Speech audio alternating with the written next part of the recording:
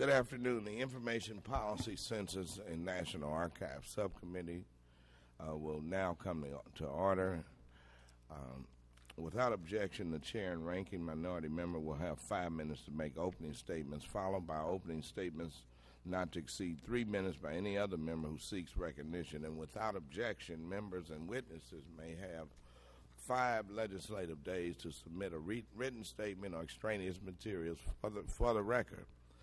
Welcome to today's hearing, a status report on federal electronic records management. My opening statement, which I would have made now, will be entered into the record. However, I would like to address an issue that the minority raised during a hearing held by the subcommittee last week on reauthorizing the National Historical Publications and Records Commission. My Republican colleagues repeatedly questioned the accuracy of the information provided by a witness, Dr. Ira Berlin, on his disclosure form. I had thought that we had resolved the issue during the hearing last week when Dr. Berlin answered the increasingly unpleasant questions directly. However, in a letter dated yesterday, June 16th, to Dr. Berlin, signed by Mr. Chaffetz of Utah and Mr. Jordan of Ohio, the minority continued to assert that Dr. Berlin was not accurate and completely forthcoming in his disclosure form and his testimony.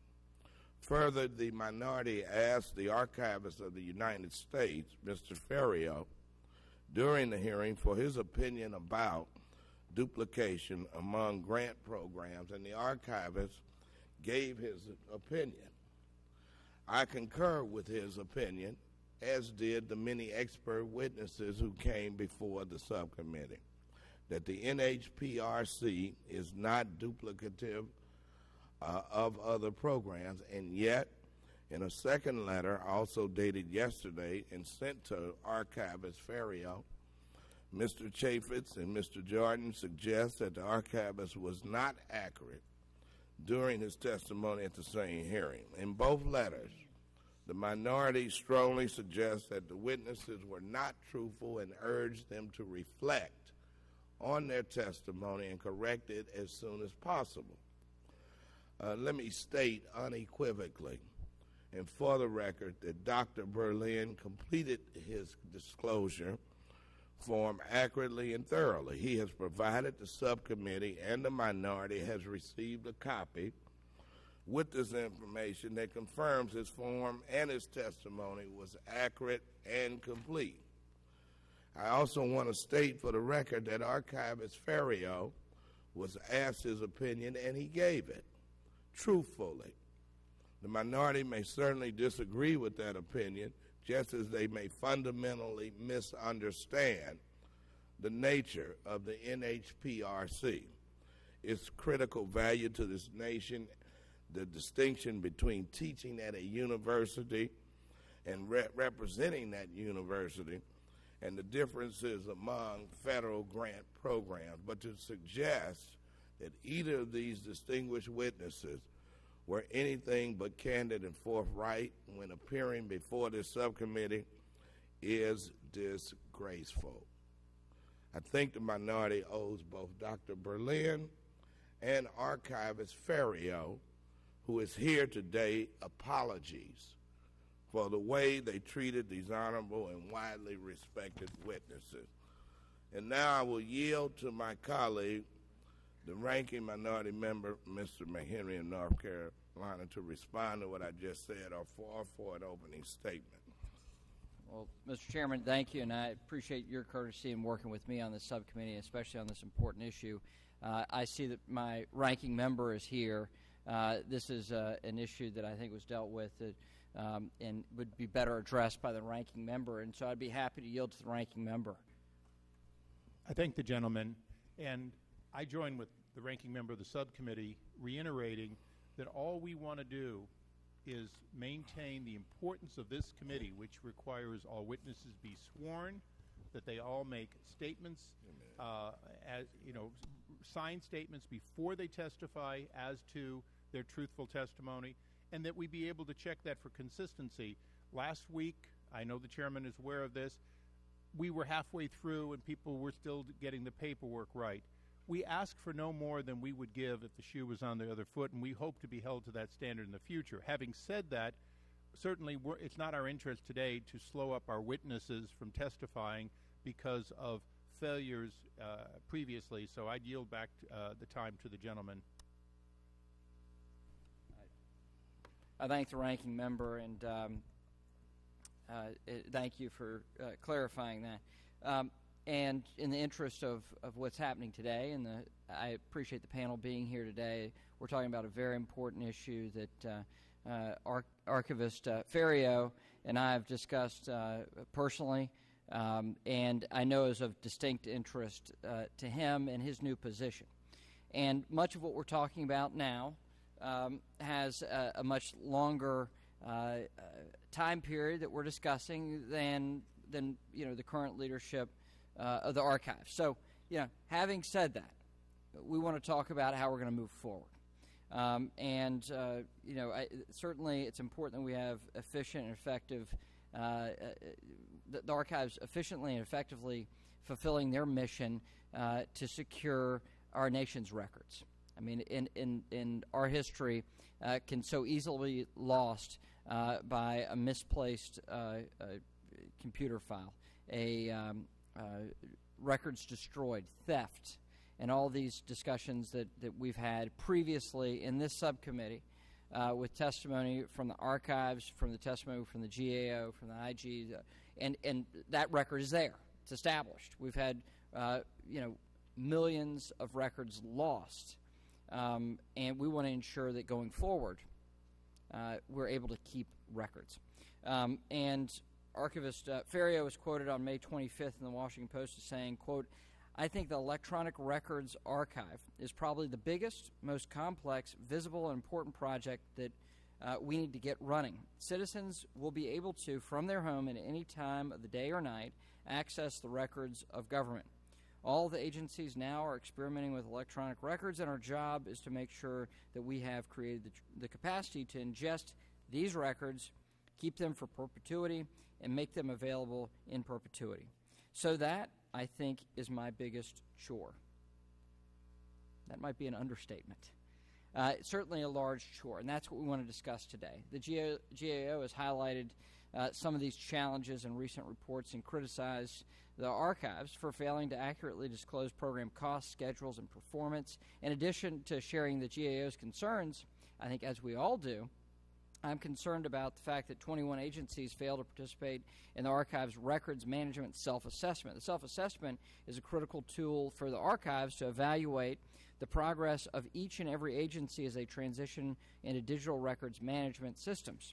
I think this is a larger issue overall of modernizing our federal government so that we have a 21st century bureaucracy, not a 1920s bureaucracy.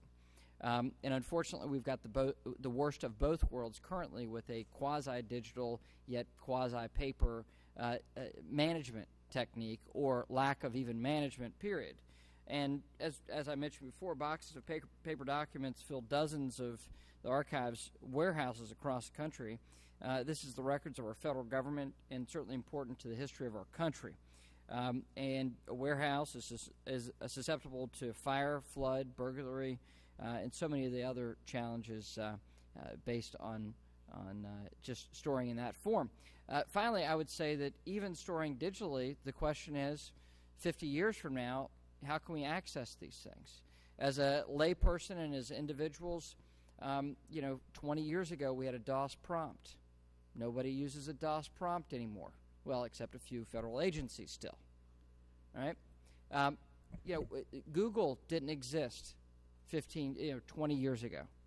I mean, everything is evolving so quickly, so the importance of getting it right now so that we can build on this is certainly very important. And I think the American people should be concerned about this because it's our history and our records, and we want to be able to look at our records today just as we look today at records from 100 years ago, and the nice written correspondence with the squiggly handwriting, and we can look at handwriting and judge those things. We're in a different day and age. So I'm interested to hear your testimony. I do think this is important. I certainly appreciate the chairman calling this important hearing, and with his work that we've done together on the subcommittee and his willingness to work across party lines. I appreciate that. Thank you. I thank the ranking member, too, and I see that the ranking member of the full committee is still here, and the two colleagues that wrote these letters, Mr.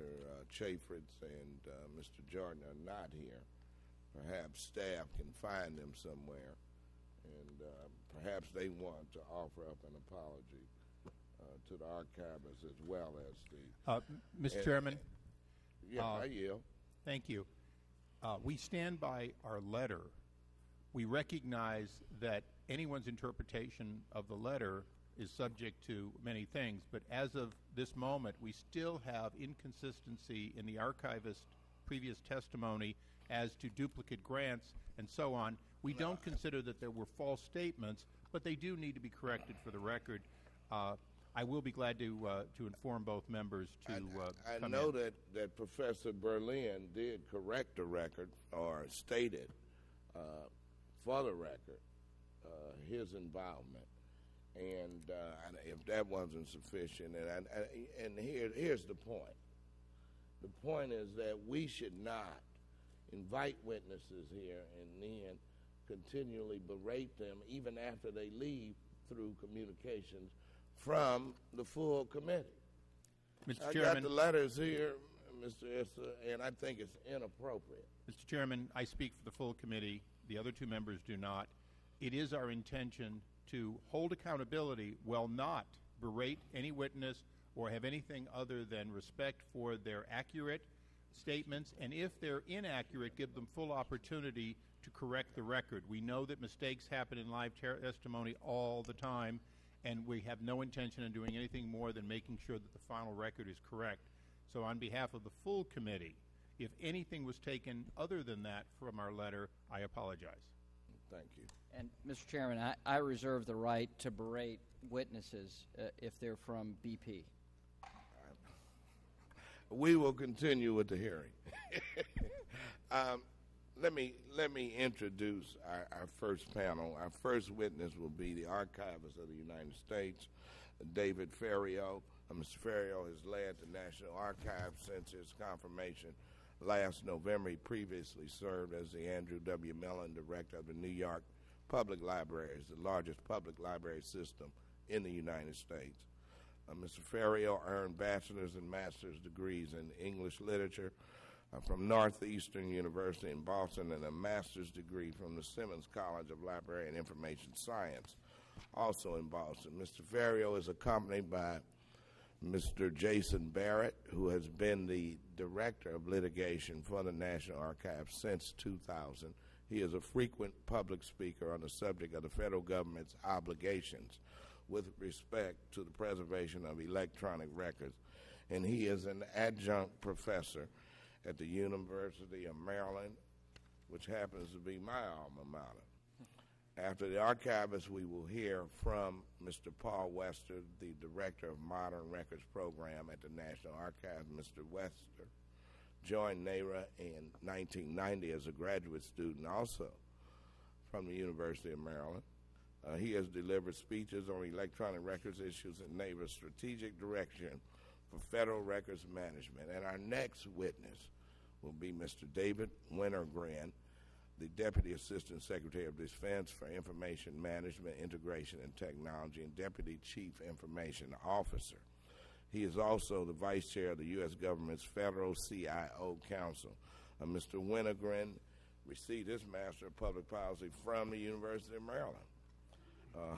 A continuing theme.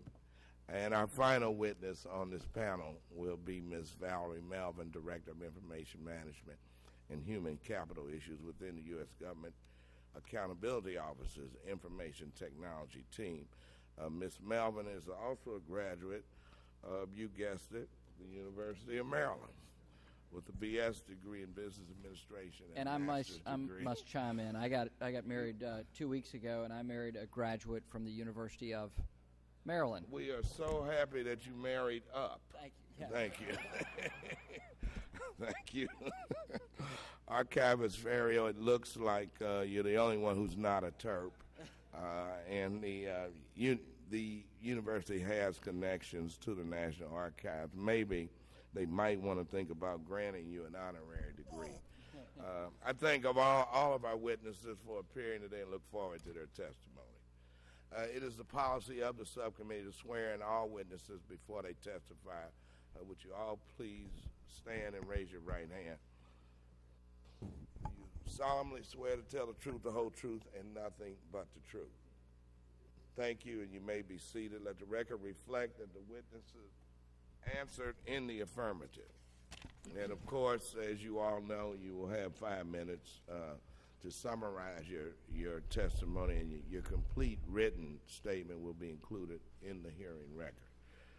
Archivist Ferriero, please begin. Chairman Clay, Ranking Member McHenry, congratulations, and Congresswoman Chu. I am David Ferriero. I am the Archivist of the United States, and thank you for providing me the opportunity for the National Archives and Records Administration to testify about government-wide federal records management and the central role that records management plays in the accomplishment of the mission of the National Archives. The backbone of transparent and accountable government is good records management. To put it simply, the government cannot be open or accountable if it does not preserve and cannot find its records. NARA believes that across the federal government agencies can do more to fulfill their records management responsibilities, particularly with regard to the exponential growth in electronic records. NARA's records management approach is grounded in 3 principles. Federal agencies must economically and effectively create and manage records necessary to meet business needs. Federal records must be kept long enough to protect rights and assure accountability. And third, federal records of archival value must be preserved and made available by the National Archives for future generations. Most federal agencies need to do a more effective job managing their records and other information assets to meet their business needs, to protect or assure accountability for the citizen or the federal government, and to ensure records that document the national experience are preserved and made available for future generations in the National Archives. Agency heads and senior leaders must work with NARA, the Office of Management and Budget, and General Services Administration, as well as with groups like Chief Information Officers Council, the Federal Records Council, and the Federal Web Managers Community, to develop the information technology tools necessary to manage electronic records in a cost-effective way. The technical challenges associated with developing the IT tools for electronic records management are not insignificant.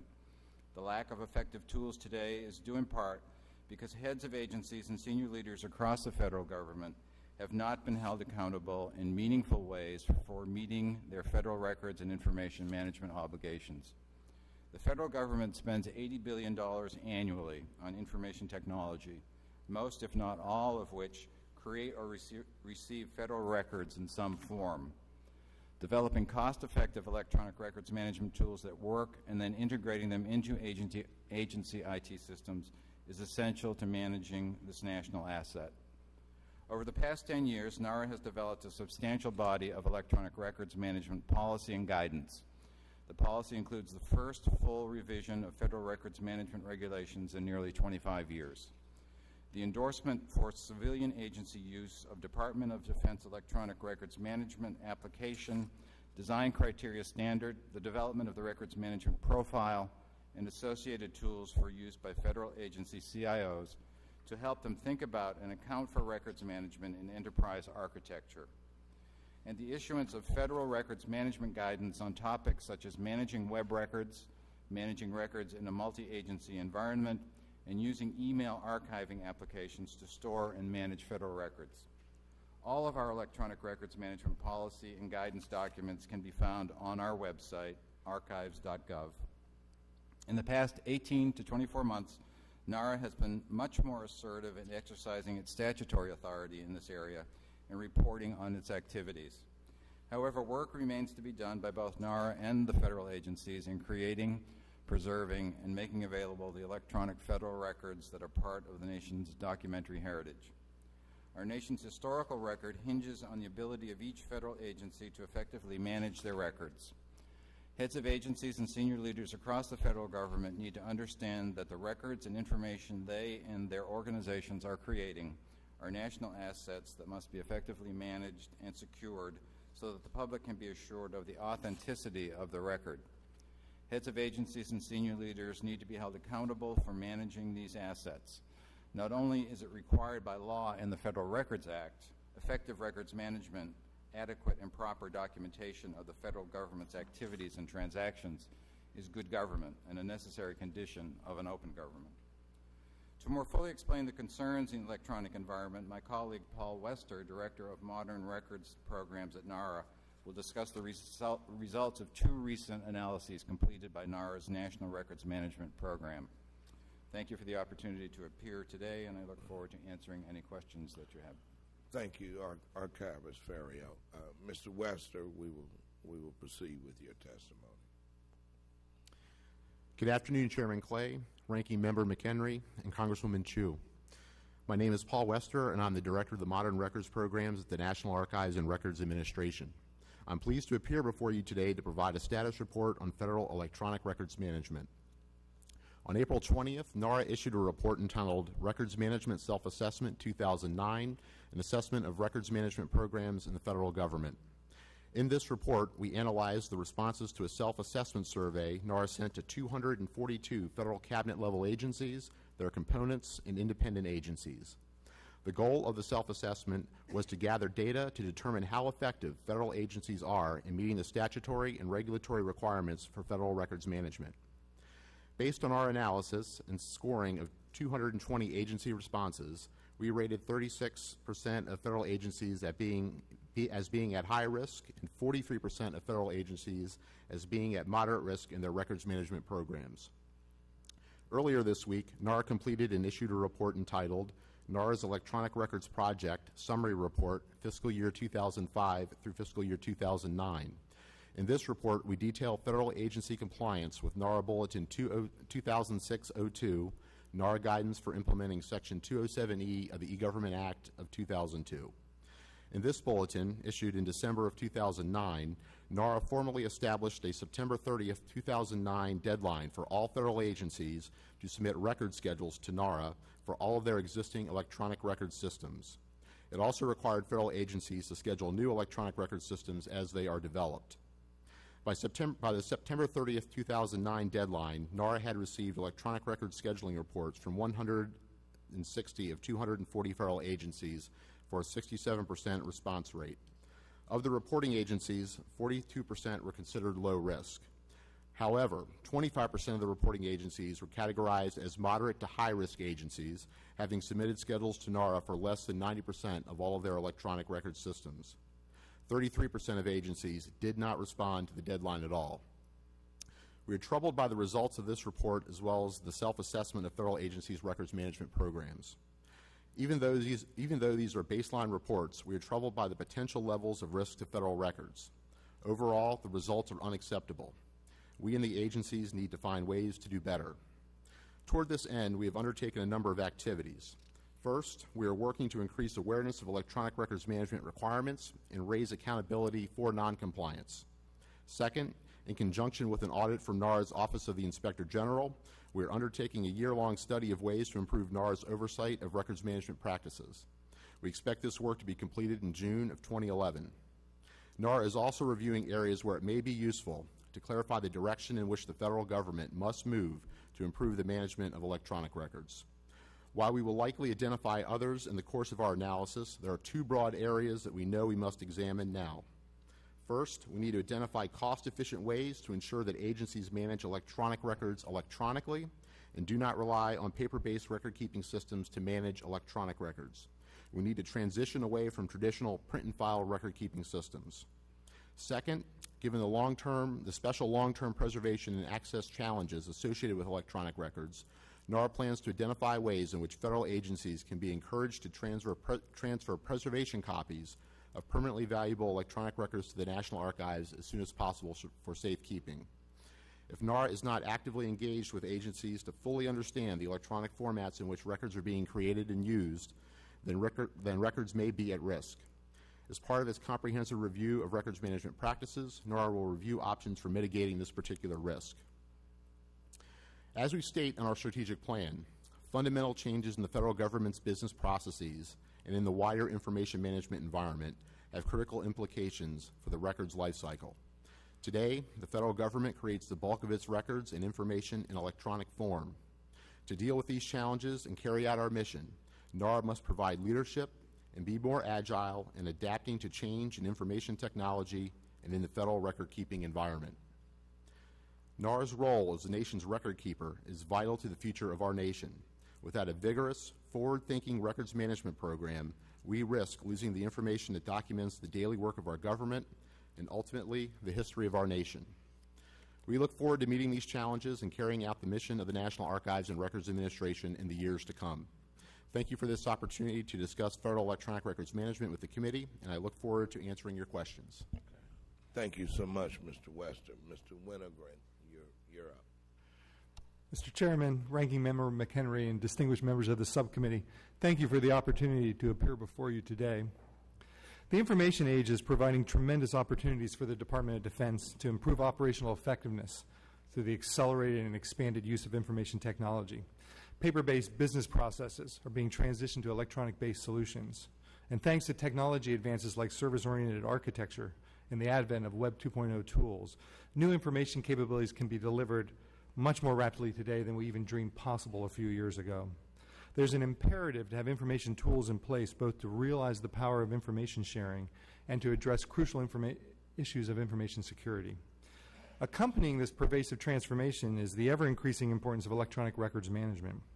And while the challenges that we encounter in implementing electronic record management are significant, we are committed to ensuring compliance with records management rules and regulations, as well as ensuring that records management solutions are transparent to warfighters, relatively simple to use, and aligned with business processes.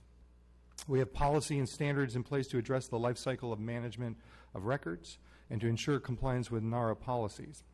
I'd like to take a moment and highlight our electronic records management application standard. This standard identifies the mandatory requirements for records management application software, leverages our Joint Interoperability Test Command to certify applications as compliant, and allows DoD components to procure and implement compliant records management application software. We're pleased that the standard was endorsed by NARA in 2008 and recommended for use by all federal agencies. Like all large organizations, we face several challenges in this work. The scope of deploying records management applications across a 3.5 million person organization, the need to also simultaneously ensure legacy IT systems are compliant, and the imperative of having a workforce that is trained and adept at electronic records management. While DoD already maintains trained record managers throughout the organization, information technology advances have shifted records management responsibilities from central records management organizations to individual employees. Consequently, our training efforts have expanded to ensure the entire workforce understands the importance of making records management an integral part of daily operations. In closing, we're committed to working with NARA to ensure we effectively address records management while simultaneously transforming the department. Thank you again for allowing me the opportunity to appear, and I'm happy to answer any questions that you have. Thank you so much for your testimony. Ms. Melvin, you have 5 minutes. Thank you, Mr. Chairman, Ranking Member McHenry, and members of the subcommittee. I am pleased to participate in today's hearing on the electronic records management in the federal government. As you have requested, I will provide some background on the roles of agencies and NARA and briefly discuss some of the challenges of managing electronic records. As you know, the Federal Records Act requires agencies to have programs and appropriate systems to manage information documenting government functions, decisions, and other important transactions.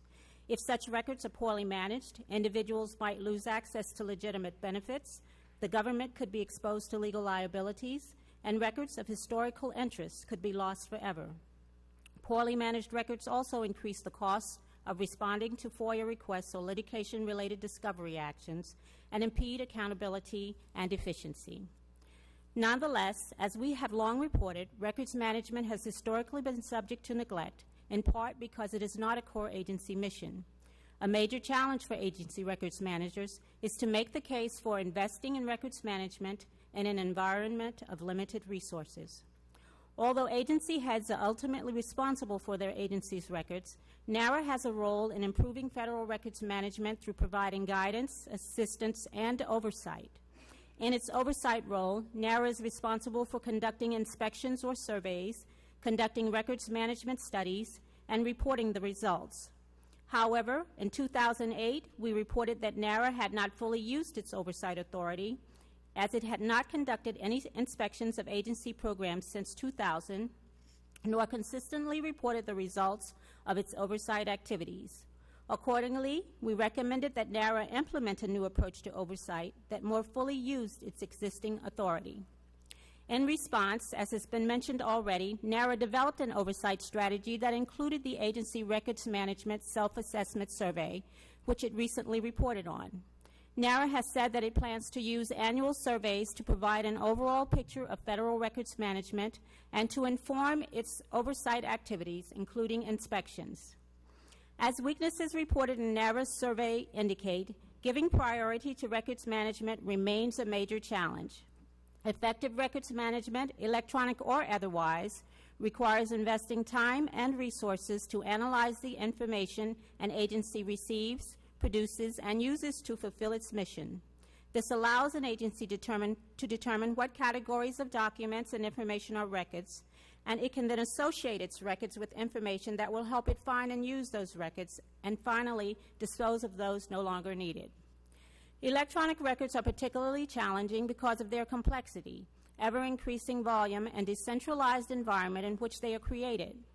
In the desktop computer age, individual users create and store large numbers of documents, particularly email, and it is difficult to get users to distinguish record from non-record material and treat it appropriately.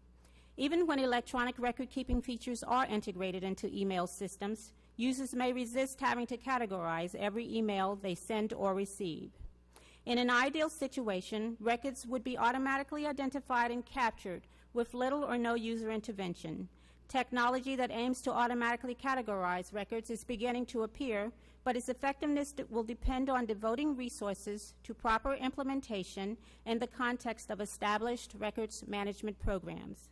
As our work has demonstrated, technology is a tool to help solve problems, not a solution in itself, however.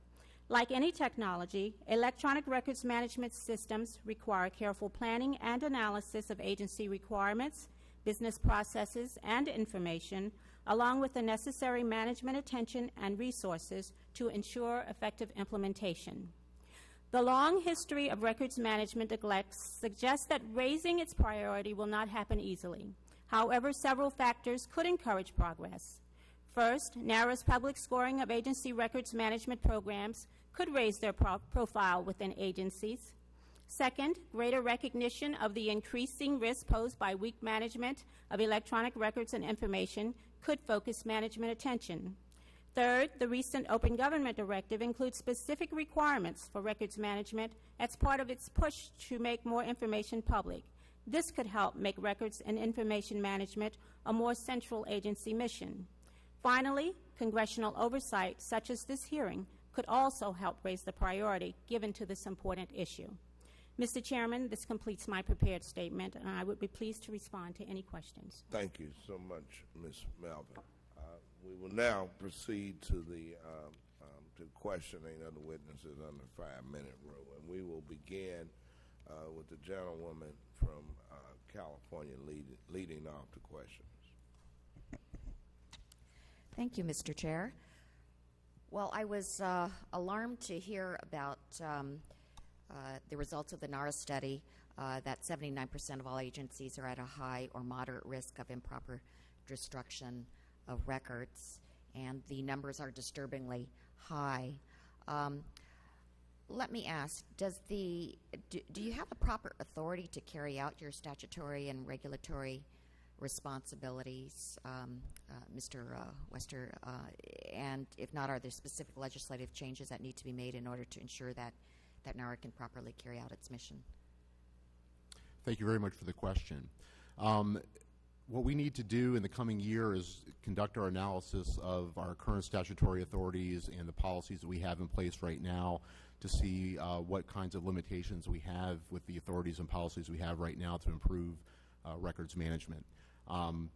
My sense of it is there are things that we can do in the policy arena, in the guidance arena, and with making agencies more aware and publicizing the different aspects of either lack of attention or poor management of records within agencies that I think will be able to help us improve records management within agencies. While we're in the meantime, we need to conduct the analysis of our statutory authorities and the guidance and regulation that we already have to see if it meets the needs that we see as the National Archives, as well as the needs that federal agencies have to better manage their records.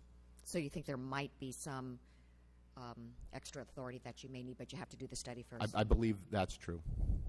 And I mean, because I noted that out of the 240 federal agencies that were supposed to submit to you by September 09, only 160 even responded. What can you do to make them respond? And are we to assume that the rest that did not respond have even worse records? I don't think we should assume that they have worse records. Some of the issues that we have with the agencies who are non-responsive have issues of resources within their organizations that it kept them from getting the submissions in on time. We've had our staff following up on agencies who did not respond, and we've subsequently gotten materials back from them. But as our reporting has helped do, is raise the issue within those agencies, because a lot of the agencies have found out from the publication of our report and the distribution of our report in the press and in other arenas. They have found out that their records management programs are not up to snuff, and senior leadership is within those agencies has taken a greater interest in this issue and has helped to highlight it and make changes or increase the emphasis on these issues within those agencies to make those the awareness higher, and that agencies will be able to devote resources to answer the questions in the future and help us be able to follow up on issues that arose from that survey. So again, going back to the authority, what can you do to make them respond? And also, if you inspect an agency's electronic records program and you have a suggestion for change, what can you do to make them respond to whatever you suggest? Within our current statutory authority, we have the authority to go into an agency and conduct an inspection, go in and inspect records, inspect how agencies are managing those records. We also have the authority to make reports to Congress and to OMB, both to the oversight committees as well as the appropriation committees, to make those issues aware to the funding sources and the oversight sources, both executive and in the legislative branch. We also have the authority to continue to follow up on those reports and make reports to the public on how well agencies are managing or not managing their records, following up on those inspections, and that's what we intend to do with the inspections. And what if they don't respond? We would bring these issues to the attention of more senior folks in the agency and to the Oversight Committee and the Appropriations Committees. That's the authorities that we have currently. Ms. Melvin, you suggested that perhaps the authority that NARA has not been utilized to its maximum. Could you explain that? Yes, I'm following up actually on a 2008 report that we issued in which we discussed NARA's oversight and the extent to which it had been undertaken. Our concern was that we believe that NARA has authority that it had not used fully. And we based this on the fact that in recent years, NARA had not conducted inspections. At the time that we looked at it in 2008, they were primarily performing studies. However, we found that they had not conducted any inspections since 2000. At that time, we made recommendations to NARA as far as increasing its inspections, to look for opportunities to have a more comprehensive evaluation and provide a more government-wide picture. We have recognized that they have now done the survey, and we would look at that as a first step toward moving in that direction. But clearly, from our perspective, we think that there are opportunities. We've seen that they've been really good at putting plans in place, but from the standpoint of actually following through to actually conduct oversight through inspections in particular, and looking at more thoroughly, I should say, at what agencies are undertaking in the way of records management is something that we would like to see more of. And how many of the 245 agencies have formal record retention policies? And of those that don't, what can you do to make them get a policy, Mr. Wester? Most of the agencies, virtually all the agencies, have records retention policies. The issue is the The validity of those policies, given how old some of them are, how current they are, how well they cover different aspects of a changing records management environment where we've moved from a paper environment to an electronic environment. Some of those policies have not kept pace with the issues that those agencies need to confront as they manage their records. Okay, thank you. I see my time is up. I yield back. Thank you. The gentleman from North Carolina is recognized. Thank you, Mr. Chairman, and thank you all for your testimony. To Ms. Melvin's point, Mr. Wester, the follow-up, the inspections. Can you respond to that? Yes, we're going to be launching an inspection starting next week with the Office of the Secretary of Defense and the Undersecretary for Intelligence to take a look at how email is managed within those two organizations. So you're beginning that process? We're beginning that process right now. Okay. So, Ms. Melvin, to your point, how well has NARA, in your view, implemented the recommendations of the GAO in order to move forward on electronic records management? On electronic records management specifically, they have been working to implement our recommendations. We have seen some implemented, but from the standpoint of our overall recommendations,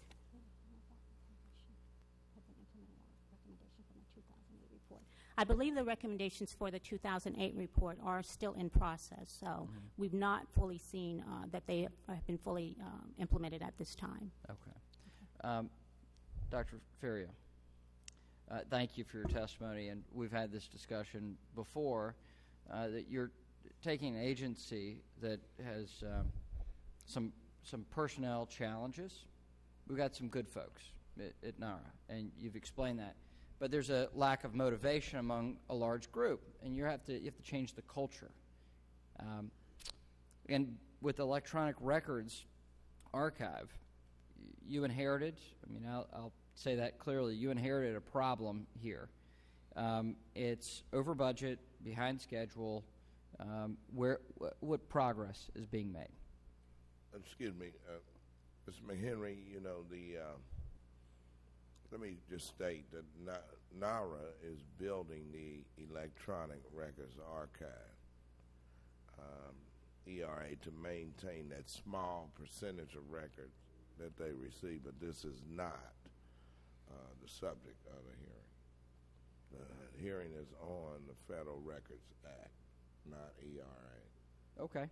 Well, okay. Hopefully we can confine our questioning to the Federal Records Act. Okay, I didn't think that was a problem. I've asked a variety of questions of Dr. Ferriero, and this is one that I keep bringing up. I just want to see that there's progress being made because... There will be a hearing in the future on Okay. ERA. Well, then, Mr. Chairman, you want to ask questions then?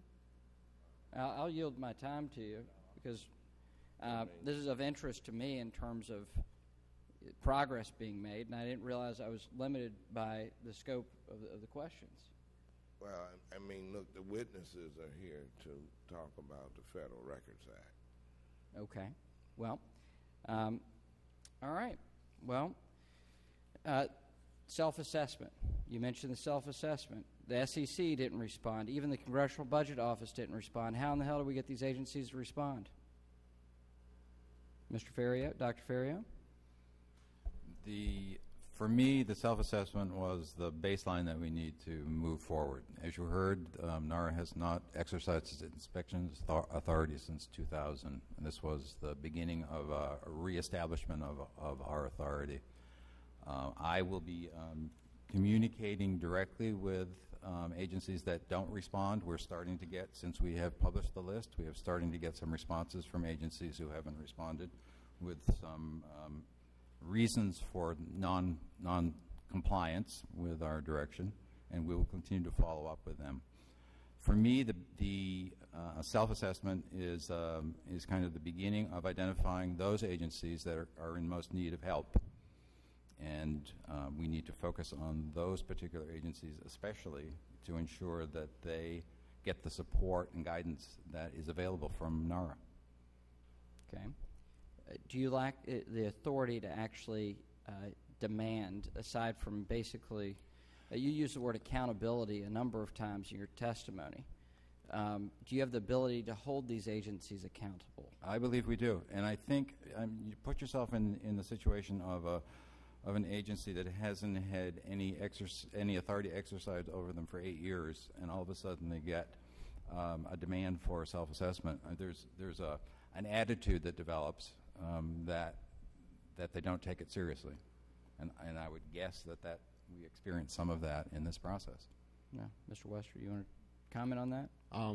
What I'd like to say is that we've launched a new assessment for 2010 that we launched in the middle of May, and as part of launching the self-assessment for 2010, the archivist sent personal letters to each of the agency heads, and I have to say that the response that we have gotten from the senior levels of agencies has been much more robust than it was when we had done it in the previous manner before Mr. Ferriero came on board in November. So I think we're making great strides with the agencies in raising the awareness at the senior levels about this issue.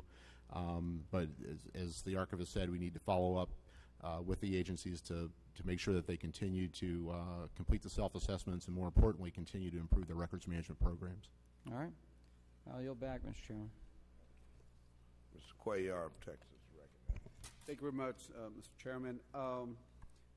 My questions are more procedures dealing with relationships with agencies, NARA and GAO.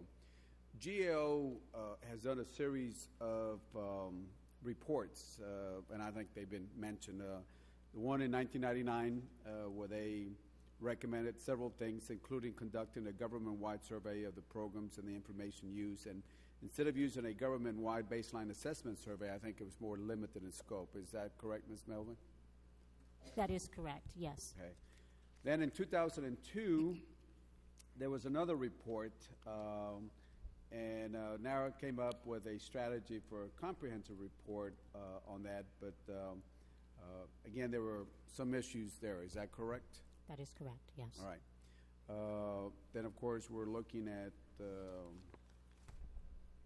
your current statement here also. And I guess my question is the report. I'm sorry.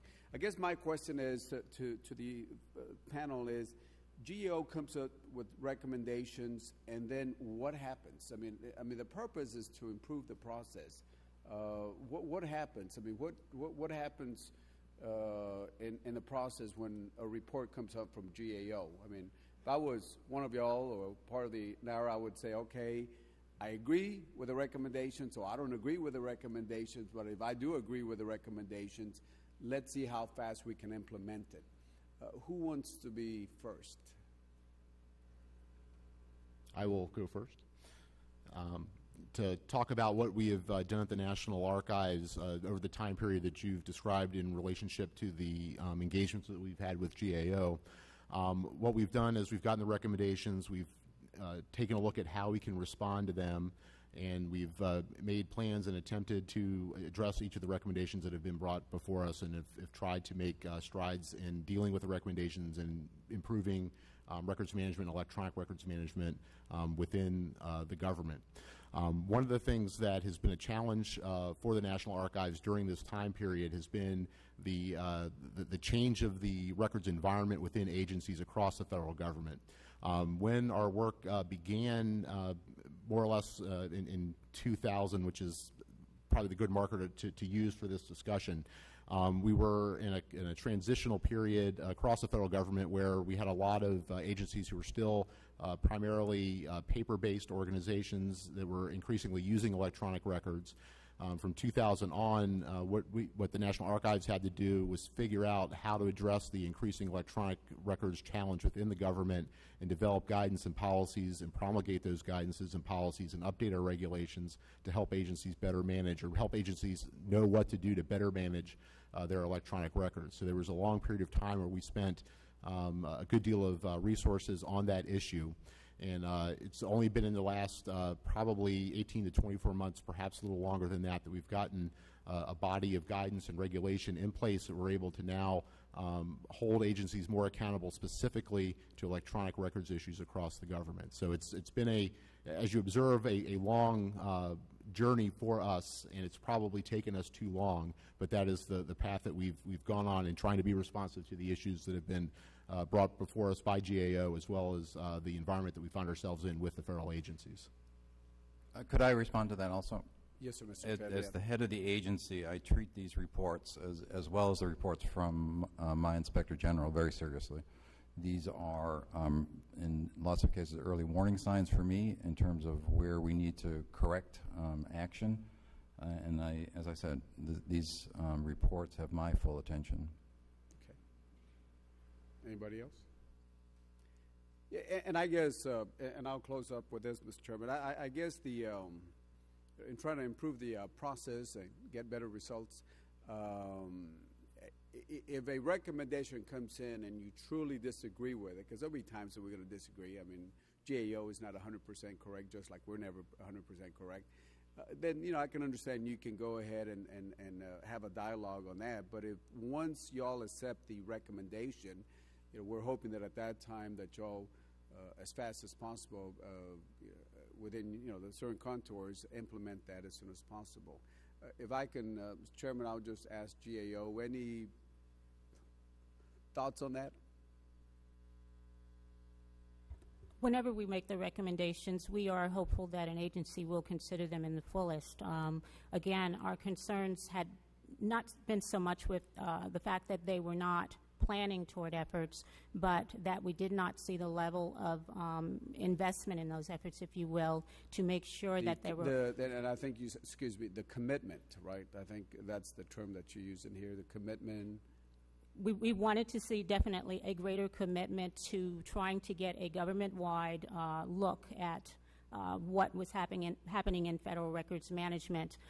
We did see the agency take steps, but steps that from our position fell short of what we thought were necessary for them to have or to provide the necessary oversight and to be in a position to influence agencies, if you will, to have better records management programs in place.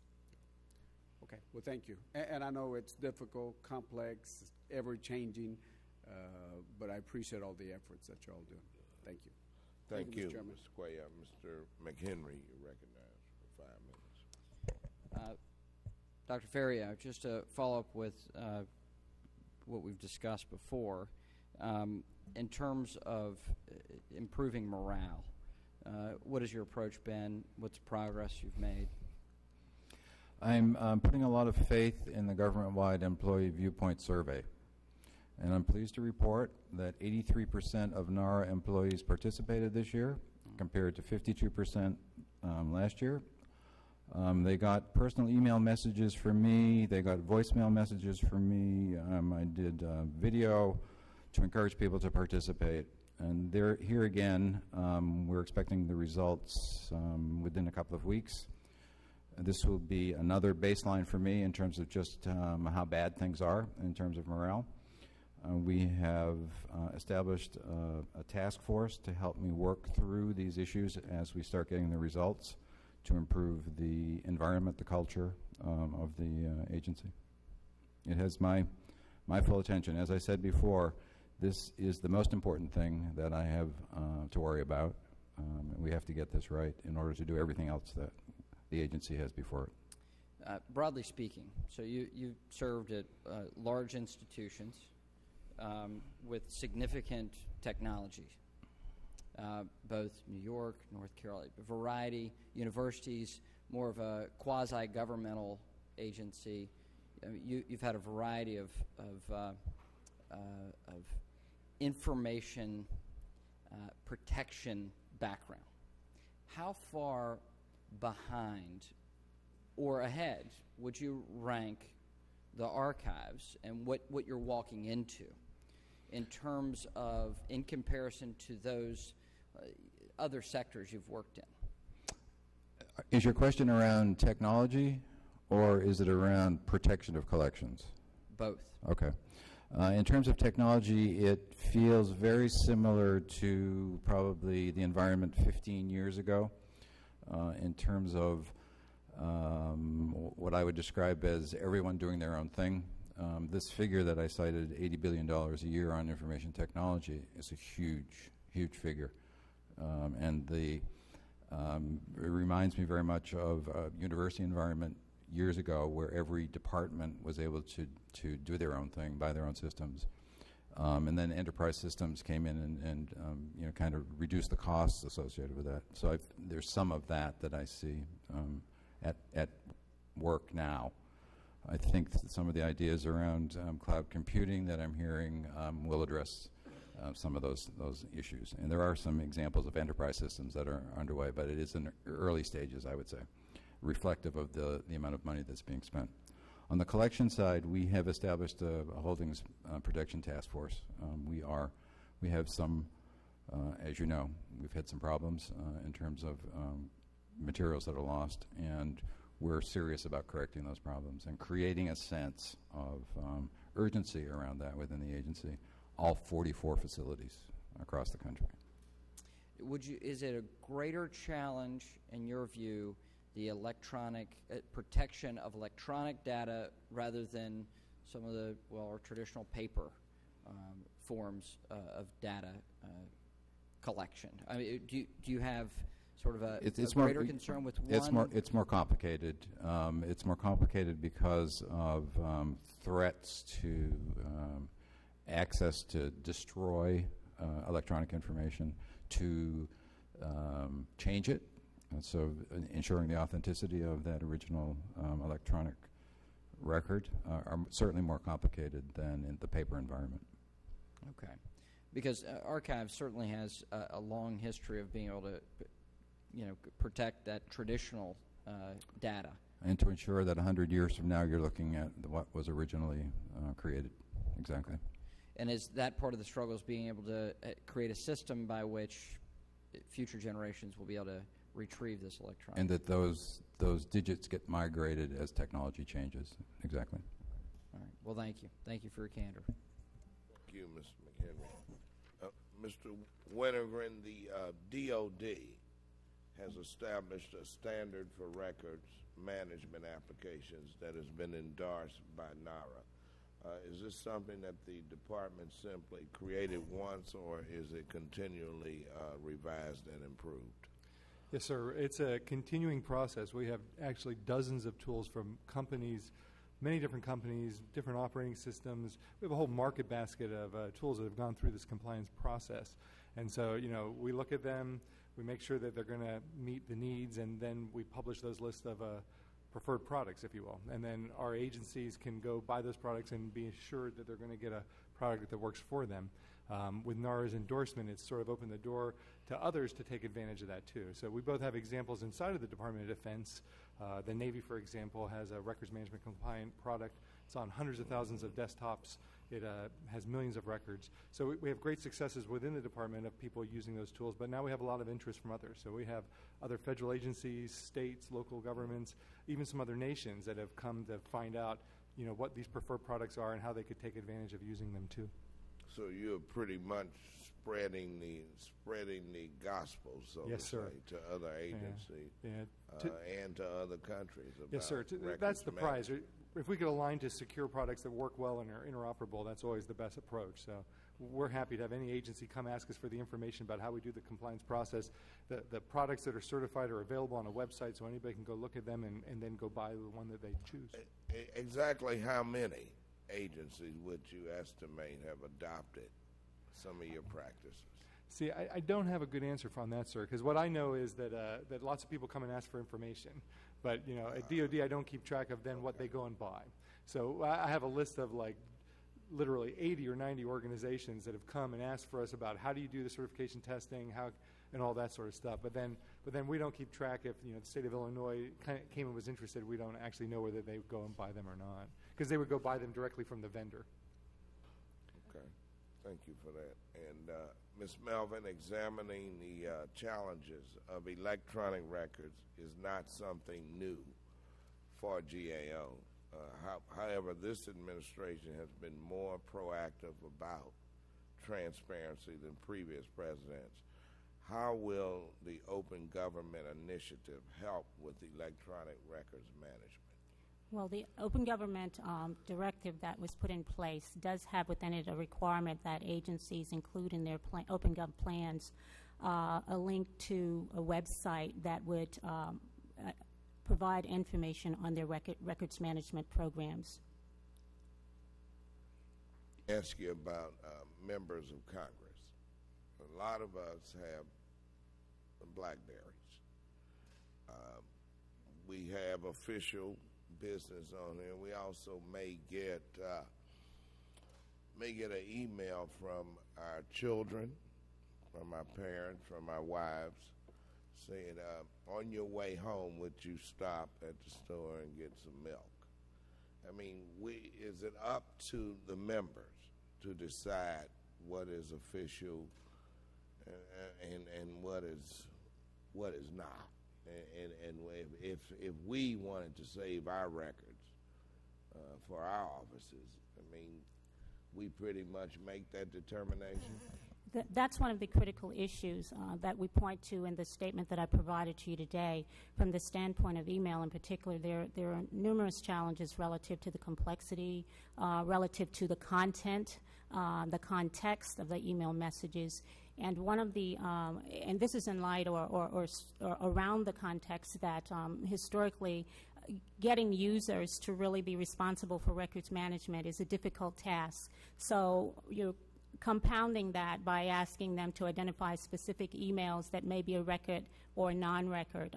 It's still a challenge. It's one of those that we point out is very critical for agencies to have to make a determination in, as a part of their records management programs, how in fact they are going to define what a record is, what an email record is, and how they will categorize that information versus personal or non-record information. It's a very difficult task. Anyone else on the panel have any suggestions about how to determine? Mr. Wintergreen. Well, sir, I don't know that I have a suggestion, but you have hit upon one of the crucial challenges as you move to this electronic records management world, is that, you know, in the old days, you wrote a letter and you had somebody who was the correspondence clerk and they knew to archive that letter. But indeed now, everyone from our junior enlisted personnel to our senior admirals and generals, right, you have to decide you're creating a record and then, you know, make sure it's that the email from your wife is deleted and the email that's a record is saved. And so, again, one of the things that we all need to work on together is making sure that the tools that are electronic tools are available take advantage of metadata and things like that to try to help make those decisions for you so the user isn't stuck trying to make those decisions on their own. I see. Thank you very much. And let me thank the panel of witnesses for their testimony today. This panel is dismissed. Thank you.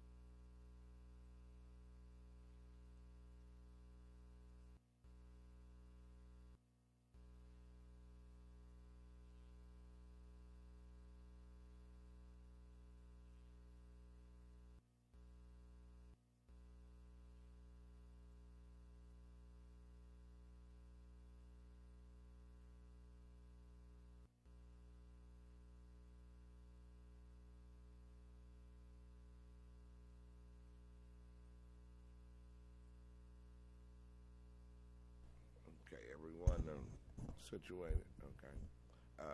I would now like to introduce our second panel. Even though none of the witnesses are Maryland Terps, we welcome them to this hearing.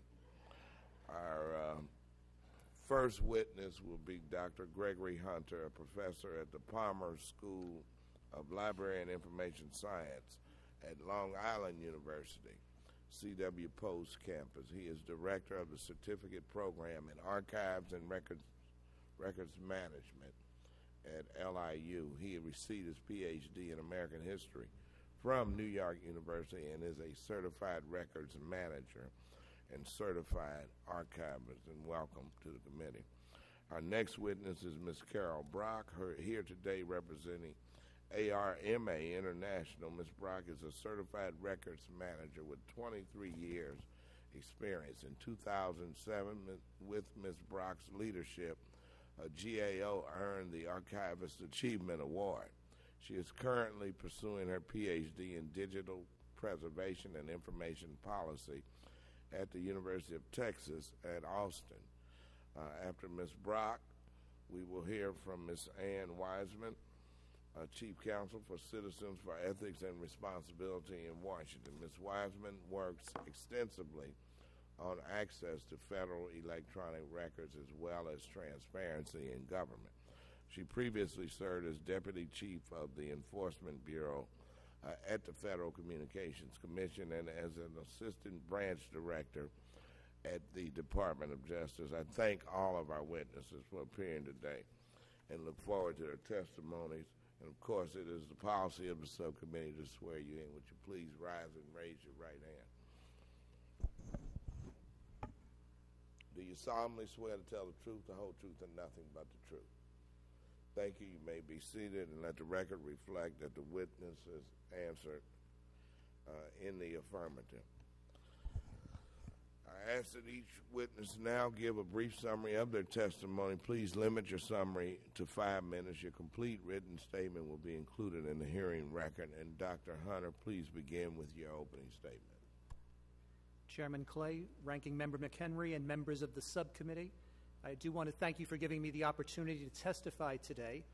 The only thing that I would add to my background that you did mention is that in addition to my university work, I did have a career as a working records manager. I was manager of corporate records for ITT World Headquarters, and before that I was archivist for the United Negro College Fund. So I come by my teaching this honestly, having done it for many years, and I continue to consult for government and organizations in this area as well. We did hear with the previous panel about the status of electronic records management. I didn't think I would be able to add anything to what we had just heard. I thought I could perhaps add to the committee's deliberations by talking a bit about some best practices from the private sector, from my experience in my 30-year career that may be applicable to some of the issues that the subcommittee is wrestling with.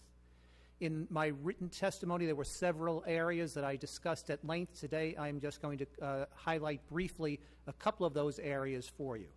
The first area deals with the definition of a record. And the GAO reports that were mentioned previously have one theme in common, that the agencies are spending a great deal of time sorting out what's a record from a non-record. And your example with the BlackBerry is relevant as well to this, that this consumes a great deal of agency time. And there's a reason for this, certainly. The records have to be managed according to federal requirements, whereas the non-records don't maintain that burden. What I want to suggest is that in the private sector, what I believe people are moving toward is less of a focus on record or non-record. In the world of electronic discovery, electronically stored information is what is discoverable, not record or non-record. And the definition of a federal record certainly is in law now, but the subcommittee may want to begin at the very beginning, perhaps, in its deliberations and decide whether or not the existing definition of record and non-record legacies from the 1950s really are fruitful for our current discussion. In the private sector, organizations will define much more as record. Many of those records have short-term value, but by defining them in that way, we spend less time sorting out record from non-record, and we spend much more time trying to manage those resources efficiently. So that's the first area in the written testimony talks about record versus non-record. The second area is the status of records management. And if people don't understand what a record is, certainly there'll be difficulty having them understand what records management is and why they should care about that. In the written testimony, I spend some length talking about pushing responsibility for records management down within the hierarchy. That records management has to be seen as something helping someone's business processes. It has to be seen as something that it's worth doing because it assists the agencies, not just because there's a requirement for that. So making records management, emphasizing the customer service aspect of it, pushing responsibility down the organizational chain. I know we're dealing with big problems, $80 billion worth of budget, and electronic tools to help solve this, but this still ultimately is a people profession and a people problem. And pushing that responsibility down the chain, making managers, not just the agency heads, but frontline managers responsible for the implementation of records management policies and procedures. In the private sector, that's done through the human resources structure, making certain that records management responsibilities are detailed in your job description, that you're accountable for it, that you're reviewed on that. So I do recommend both for managerial responsibility and records liaisons that NARA and agency staff look at ways to push that responsibility down. One last thing that I would like to talk about just a bit, because I know compliance is a concern and has been a concern in the previous panel. I would like to talk a little bit about compliance and again talk about a private sector model. And the private sector model is that the most successful records management programs within corporations are working with the people in the organizations responsible for compliance. They are partnering with, in the corporate world, the compliance departments that were established after Sarbanes-Oxley in particular. In the university settings, this is working with internal audit. And I do want to point out to the committee that one of the best models of this is a project done by Indiana University under funding from the National Historical Publications and Records Commission. They did establish guidelines for working with internal audit to the success of both parties. So let me conclude with just a couple of remarks. Technology as a way of bringing issues to the fore. And before the testimony, as I was preparing this testimony, I was rereading a report from '06 about new technologies and agency responses to that. Agency managers were concerned about efficiency. Legal counsel was concerned about evidence. What was interesting to me, though, was that the report was from '06, from 1906, not 2006. The report was by a group called the Keep Commission, and they were very concerned about federal agencies implementing the change from the older technology of letterpress books to the brand new technology of carbon paper. So the issue sounded strangely familiar to me, and maybe in 2106, your successor will be here with a slightly different twist on this. But I do believe, and you'll see in the written testimony, I talk much more about private solutions, and I believe that this kind of dialogue, public-private discussions, will lead to some of the best practices, and we hope that as citizens that it will help federal agencies as well as private sector organizations. Thank you, Mr. Chairman. Thank you, Dr. Hunter. Appreciate that analogy from the other century. Ms. Brock, you may proceed. Thank you, Chairman Clay and members of the subcommittee, for inviting ARMA International to this hearing on federal electronic records management. I have been a federal records management professional for 23 years and have served several federal agencies and worked closely with the National Archives in my role as a federal records officer. I am an active member of ARMA International, the Association for Information and Image Management, and the Federal Information and Records Managers Council. We have been producing electronic records since the 1980s, yet we are not adept at managing them. In an effort to better address electronic records management issues, I returned to school a year ago to work on a PhD in digital preservation and information policy. You can understand that this is near and dear to my heart. The question of the day is, why are electronic records so difficult to manage? I will address 3 reasons why. First, managing electronic records inherits all of the traditional records management challenges. Second, managing electronic records is fraught with technology challenges and requires consistent records management competencies. And third, managing email poses additional challenges. I also provide some recommendations, including first, empowering and funding NARA, second, establishing a role for an agency chief records officer, and third, establishing a principle-based approach to records management. So what are the traditional records management challenges? There may be no management involvement or expectations. Senior officials do not see records management as a vital agency function. Also, there are no meaningful or sustaining resources. There are limited staff resources to do mission-critical work. Agencies no longer have support staff to perform administrative tasks, and workloads continue to increase as staff numbers decrease. No staff training or imperatives exist. Records management awareness requires continuous enterprise-wide training. Still, many federal agency staff do not see their work product as records and simply do not have time for training. Also, no enterprise-wide guidance or expectations exist. Record status is generally determined at the end user's desktop. Staff mingle personal materials with their business records. What are the technology challenges associated with managing electronic records? Technology is not a constant. Principles are constant. Electronic media obsolescence is a well-known issue. If technology is not reliable, let's employ generally accepted record-keeping principles. More records does not equal better record keeping. Popular wisdom is to save everything because storage is cheap. This perception overlooks the costs of staff searching for information to do their jobs, as well as the costs of fulfilling FOIA, privacy, and discovery requests. Also, records management must be consistent across the enterprise. Agency staff are as wired as everyone else. Staff are storing records on hard drives, thumb drives, home computer systems, and in the cloud, all of which are outside of an agency's centralized span of control. Finally, what are some additional challenges associated with managing email? Staff use email for personal productivity, to manage their projects, store their drafts and reference materials, find their records, and track their work. Used in these ways, email may never make it into the agency's official record-keeping systems. Identifying records is not as easy as creating email, and email capture can be complicated. So what we can do? We can confirm our benchmarks, the National Archives guidance, the ISO standards on information and documentation, and the generally accepted record-keeping principles. Also, we can create expectations and public policy outcomes. What is needed is a commitment to create, manage, and grow a compliant records management program.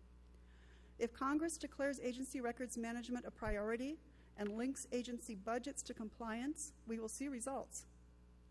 Consider establishing chief records officers in each and every agency, and I could say more on that later. We can give NARA greater visibility and authority, insisting on proven agency compliance with scheduling, dispositions, and effective management of electronic information assets. My perception is that NARA does not have the authority to fulfill their record-keeping mission. And finally, we can integrate enduring records management principles into the operations of every federal agency. An agency should establish a record-keeping program that is overseen by senior executives, informed by clear policies and procedures to train and guide personnel, and is transparent through documentation available to all personnel, interested parties, and regulatory and enforcement bodies. And I have a copy of the principles and detailed maturity model if anyone would care to see it. Thank you again for this opportunity to comment. I look forward to answering your questions. Thank you so much, Ms. Brock, for your testimony. Ms. Wiseman, you may proceed for 5 minutes. Mr. Chairman and Ranking Member McHenry, thank you for the opportunity to testify before you today about the status of federal electronic records management. I last testified before this committee in December 2009 on the priorities and roles NARA and new archivist David Ferriero should adopt. My testimony highlighted the dismal state of electronic record keeping at that time across nearly all agencies in the federal government. Unfortunately, the situation has not improved in the intervening 6 months. 2 years ago, after conducting an online survey submitted to more than 400 agency records managers, my organization, CREW, reported that the vast majority of agencies fail to take advantage of existing technology to preserve their electronic records, and that even knowledgeable agency employees lack a basic understanding of their record-keeping obligations. NARA's more recent self-assessments confirm these results and reveal, as we've heard today, the extremely troubling statistic that 79% of agencies face a moderate or high risk of improperly destroying their records. Examples abound of the widespread problems within the federal government in managing and preserving its electronic records. Our litigation against the Executive Office of the President and NARA brought to light a wealth of evidence of the continuing and systemic failure of the Bush White House to preserve and manage its emails. In a recently released report, EOP documented the fact the Bush White House archiving system failed to capture 89.4% of the universe of known emails for 21 non-consecutive days. That a president failed to preserve nearly 90% of some of the most valuable historical documents is both shocking and completely unacceptable. As a frequent requester under the FOIA, Crew often confronts an agency's inability to locate responsive email records. The Veterans Affairs, for example, recently explained to us its failure to locate a key email was due to the practice of the agency to store its emails on backup tapes that periodically were recycled, even in the face of a pending FOIA request or FOIA lawsuit. While these persistent problems present great challenges, we believe Congress can provide a solution through legislative amendments to the Federal Records Act and the Presidential Records Act. And my written testimony outlines some of our proposals in that regard. But I would note that the Federal Records Act carves out an enforcement role for the Attorney General, but gives the archivist no sway over whether and how the Attorney General exercises that authority. And I think the Department of Justice's handling of the apparently missing emails of former OLC official John Yoo illustrates the problem with the existing statutory scheme. In July 2009, the Office of Professional Responsibility issued a report of its investigation into the role Mr. Yoo played in the development of the so-called torture memos. That report, made public in February of this year, notes explicitly the investigation was hampered by the disappearance of all of Mr. Yoo's emails. Almost immediately, NARA asked DOJ to investigate and report back to it, and Crew sent a letter to Attorney General Holder also requesting an investigation. 4 months later, DOJ has yet to respond to either request, and the public and Congress are no closer to learning the truth about how and why emails central to an investigation of critical public importance are missing. Clearly, there is something wrong with the law that says the public must sit by idly while agency heads, including the Attorney General, refuse to act. Nearly 20 years ago, while an attorney at the Department of Justice, I engaged in a vigorous internal debate over whether email was even a record that had to be preserved with all of its metadata.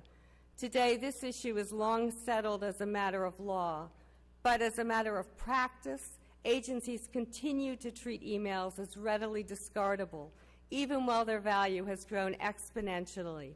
Just look at the currency Elena Kagan's federal and presidential electronic records have as Congress evaluates her nomination for the Supreme Court. Simply stated, emails are the gold we mine for an answer to questions that perplex and worry us, or the truth behind an administration's or agency's controversial decisions and actions. Yet we fail to handle these treasures with care. Congress must act to ensure our past will be available for future generations to study and learn from. Thank you, and I look forward to your questions. Thank you so much, Ms. Wiseman, and we will go to the question and answer period. I recognize the ranking member from North Carolina. Ms. Wiseman, I appreciate your testimony. There's in your written testimony, you have a recommendation for how we can actually ensure that the president is required to keep the data that he's required to keep, right? And I appreciate what you're saying. I think you make very valid points about the last administration, about their lack of transparency. And my question to you is, what can we put in place now so that doesn't happen again? Well, this is where I think you can consider amendments to both the Federal Records Act and the Presidential Records Act. I mean, in part through our litigation, the White House now has in place what is an effective record-keeping system. But this has been a problem that has plagued us through many presidencies, and we have no assurance, especially as technology changes, that the next president will be out of compliance once again. And that's why we think it's imperative that at a minimum you give the archivist some oversight and responsibility to at least ensure that the president has in place an appropriate system. I understand and appreciate the constitutional problems with dictating to the president what he or she must save and cannot save specifically, but I don't think you come close to those problems if you're trying to just enforce the responsibility that they have a system in place. So that means enhancing the archivist's role? Yes. At present, the archivist basically has no role while a president is in office. Aside from outside groups, who is the cop here to ensure that these records are kept? There really is no cop, and that's part of the problem. So it falls to outside groups? Even for outside groups, there's no role, because the courts have held that with some limited exceptions, because the statute doesn't really spell out a role for outside groups, that we have no ability essentially to sue. Now there are some limited exceptions, but if you have a president who completely ignores his responsibilities, I think it would fall to Congress through legislation to correct the situation. Is this a systemic issue that is made worse by different administrations? But at root, is it a systemic issue throughout the federal government? Yes, it's a systemic issue throughout the government without question. And I think this leads to our second point as to why we need some legislative fixes to the Federal Records Act. Because the roles and responsibilities that the archivist has, even in that arena, I think are still limited.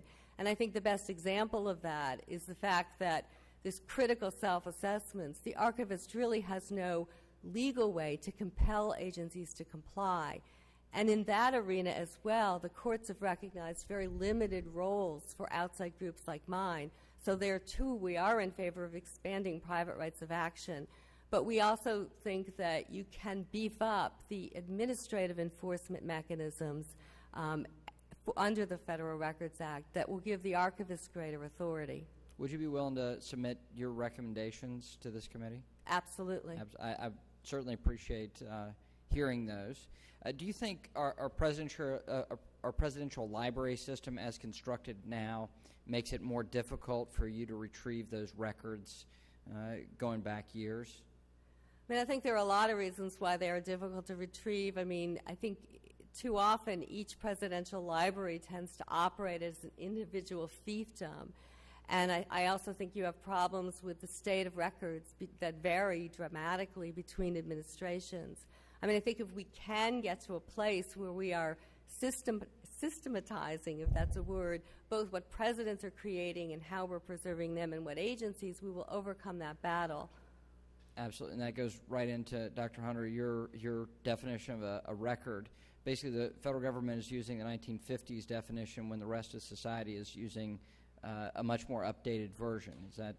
The federal definition actually is that the same one that most states use. Most states adopted the federal definition. The private sector doesn't have to. Many private sector organizations use a very similar definition. But in the world of digital record keeping, there are others who are looking at it saying that we're spending more time trying to slice something very thin that may not be worth the effort, that we have to manage it anyway, especially if we're in a discovery environment.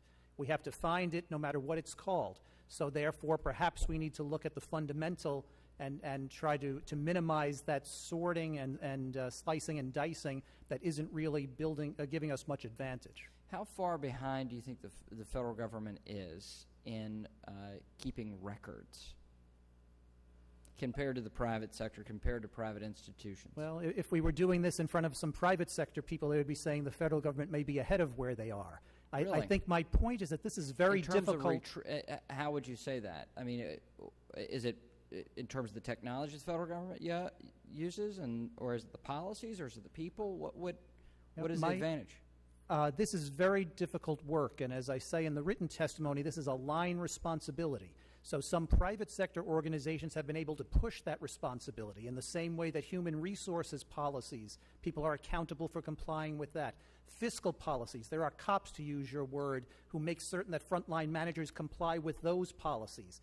If those same cops are able to say, are you complying with the records management policy? So in some ways, in some private sector areas with compliance, they've been able to do better. There are some private sector areas that would love to be able to have, from the previous panel, to have an organization like the Department of Defense to push for its business purposes a standard with the full package. that then becomes adopted otherwise. So this is just very difficult work that must succeed as an individual line responsibility, and it's harder in the federal government perhaps because there are more people with that responsibility. Thank you, and thank you for your testimony. Appreciate it. Thank you, Mr. McHenry. Dr. Hunter, I found your example of the Indiana University Archives working on an electronic record study with an NHPRC grant interesting. We continue to be amazed by the scope and importance of this vital program. You mentioned that you do not think NARA should conduct audit reviews. Can you explain why not? NARA, I believe, certainly has the responsibility and should do audits, but all day long I've been hearing the question of is NARA as an entity, and in the private sector we have the same issue. Is the records management department, when it says you're not following orders, do they have the clout? Are they the cop to force a change in practice? And perhaps one solution legislatively is to make NARA a bigger sheriff in this, to give them more authority. Another potential solution would be to look at the other sheriffs who are there with the other line responsibilities and see perhaps a strategic partnership might be the more cost-effective way to go. So certainly I don't think NARA has the responsibility, but I'm asking all parties to consider what might be the best cost-effective way to discharge that responsibility. Thank you for that response. Can you please elaborate on the role of records liaisons and how you recommend agencies can be encouraged to utilize them? Records liaison very often, again, at the grassroots level as opposed to the agency head level. There needs to be someone in every office who knows what's going on with the records and needs to be empowered to do what's right and efficient with those records. Sometimes those people are well trained and they're enthusiastic, and other times they're people who someone may think they have some more time on their hands, and so they can do this as well. But again, that responsibility for that key role at the department level, this will break down unless the people are properly trained, but there also is a system of accountability that in the human resources environment, that the job descriptions reflect this responsibility, that they're evaluated on it, that their manager in turn is evaluated on what they do. So that's why I talk about this as being hard work. At some point, it does get down to the level of who is the records liaison, the person responsible for the digital system or the paper-based system. Do they know what they're doing, and are they rewarded for taking the initiative and doing it right, or does no one even notice that? Thank you for that response. Ms. Brock, your impression of records liaisons.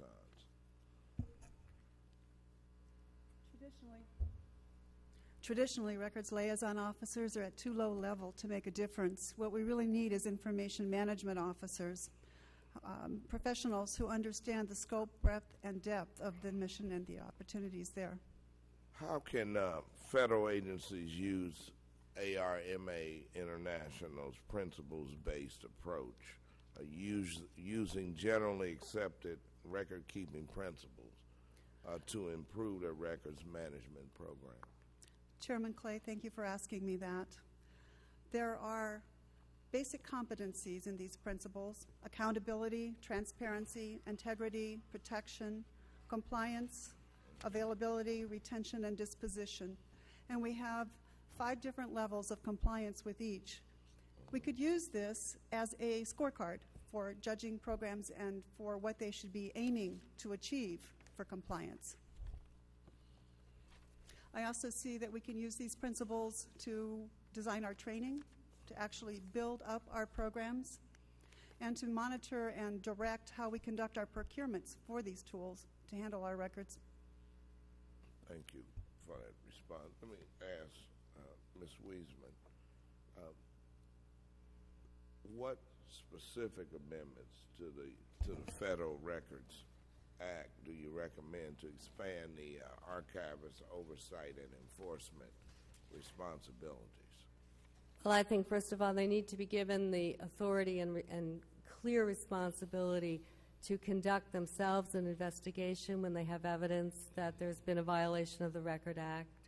I think, as I outlined in my testimony, the next step would be not only to make that public, But when they find such evidence, we would recommend that they make a referral, that it be mandated a referral to the agency inspector general. And I think this is addressing in part something Dr. Hunter said about looping in others. There already is within each agency an inspector general that has authority to conduct, investigations and has experience with that. And I think that the findings of that should be made public. And again, this is where we think if the agency still chooses to do nothing in the face of evidence of a problem, that there should be a private right of action. We have listened very carefully over the years to NARA's view on its authority, for example, and responsibility to conduct investigations. Crew actually brought a lawsuit against NARA a year or so ago based on their failure since 2000 to conduct investigations of agencies. And we dropped our lawsuit after we met with them and they outlined for us their plan to do the self-assessments and a multi-phase plan that also includes inspections of agencies. But, and we are truly heartened by the renewed vigor that Dr. Ferriero is trying to bring to NARA, and I think he really is committed to these principles. But the problem is that we've seen in NARA under other archivists it's taken a very passive role and a very passive view of what its responsibilities are. So we think it's really critical that the responsibility and obligation, as well as the authority to oversee agencies, has to be made explicit in the legislation. And I certainly appreciate what you're saying. They need to have, we need to bolster their authority through laws. Out of curiosity, how would you treat the Federal Election Commission records and the candidate filings the same as all other federal records, or do you see a need for some type of special treatment there? I don't think there's any need for special treatment. I think, and I recognize the sort of complexities in relying on a definition of what's a record and what isn't, but in large extent, within the federal government, each agency is going to decide what's a record based on its central mission. And I think there's already enough within the law itself to cover what entities like the Federal Election Commission should be preserving. So I don't necessarily see a basis for special treatment. I think it's more an issue of compliance. Okay, thank you very much. And then we will now go to the gentlewoman from the District of Columbia, Mrs. Nord. Thank you, Mr. Chairman. I do think this is a very important hearing. I regret that I was unable to be here for its beginning and have only come to hear been able to come to hear part of what our second panelist had to say. I must say first that I really think that the government's responsibility for record keeping differs markedly from the private sector. The private sector shreds. The private sector wants to get rid of a lot of stuff. Especially if they think we're coming. But actually, it's efficient for them to get rid of a great deal of what they have, and they are at pains to do it. They, of course, have to have some records, and they figure out, because it's an expense to keep records, they probably are better at figuring out which ones to keep and which ones not to keep, given the expense associated with it. The federal government, on the other hand, has a governmental responsibility to maintain records that others would consider trivial. And somebody's got to decide where that line gets drawn. This is often the history of important events are hidden in very small and seemingly trivial communications. I was impressed by the figures provided us before this hearing that almost 80% of agencies are either at high or moderate risk of improper destruction of records. That's very scary, the word destruction. So that brought me to an interest I've had in the growing role of emails. There's some people some agencies like those in the private sector communicate almost exclusively through emails. It is becoming, for often, here as elsewhere, the central mode of communication. Are there special challenges that are unique to email in record keeping by government? Ms. Brock or anyone else? Yes, ma'am. There are special challenges in managing email. Email has many components that can be hard to capture as a group. It's very hard to tell whether an email is a record or is not. For example, in GAO's report 08742 on National Archives and selected agencies need to strengthen email management, they include this wonderful flow chart on whether or not it's an email. And it starts with, is it a record? And it ends with, if in doubt, ask your records officer. Now, if we each had one of these stickers on our computer, we'd go crazy. But it does give us a flow chart for determining record status. We do indeed conduct our entire lives on email, and the separation between reference, record, and personal correspondence is also very fuzzy. Somebody's got to figure it out so there's some uniformity here. Of course, these agencies are very different, and you would not expect absolute uniformity, but you got to have some baseline to begin with as new forms of communication emerge. God help us when Twittering becomes a major mode of communication. Thank you very much, Mr. Chairman. Thank you, Mrs. Norton. Having no other questions, that will conclude this hearing. The hearing is adjourned.